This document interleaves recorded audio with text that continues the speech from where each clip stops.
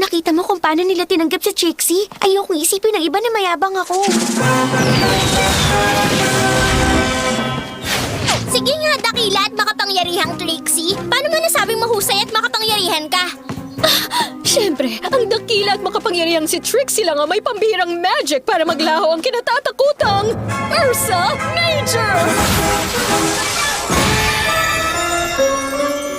Ano? Imposible! Nang mawalan lahat ng pag-asa at ang mga pony ng Hoofington ay wala nang mahihinga ng tulong, pero ang dakila at makapangyarihan na si Trixie ay namagitan gamit ang pambihira niyang magic. Naglaho ang Ursa Major at ibalik ito sa kuweba sa malawak na kagubatan ng Everfree! Ang saya! Wala nang kaduda-duda. Walang kaduda-duda na si Trixie ang pinakamahusay at pinakakahanga-hangang unicorn sa buong Ponyville. Hindi, no? Kundi sa buong Equestria! Paano mo naman nalaman yun? Nakita mo ba? At isa pa si Totoo yun! Mga pinakamamahal kong munting tagahanga, walang kaduda-duda, si Trixie ang pinakamahusay sa buong Ponyville! Di kayo naniniwala sa sinabi ko tungkol sa akin? Kung ganun, hinahamon ko kayo, mga Ponyvillian! Ano man ang kaya niyong gawin, kaya ko yung higitan! Sinong hahamon? Sabihin niyo na! O si Trixie ang nakatadhanang maging pinakadakilang kabayo na nabubuhay sa mundo!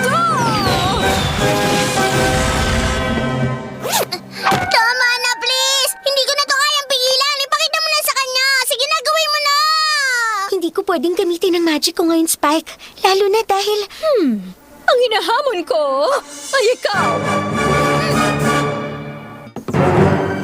Hinahamon kita, Meron ka bang kayang gawin na hindi kayang gawin ng dakila at makapangyarihang si Trixie? Ano nga? Walang masabi? Tama na! Hindi na ako makatagal sa mga sinasabi mo. Pakita mo siya, AJ! Kaya bang gawin ng magic mo ang bagay na to?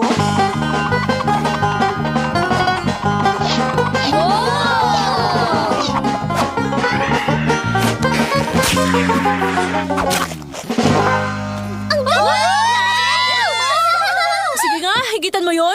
Napakasimple ng talento mong yon. Manood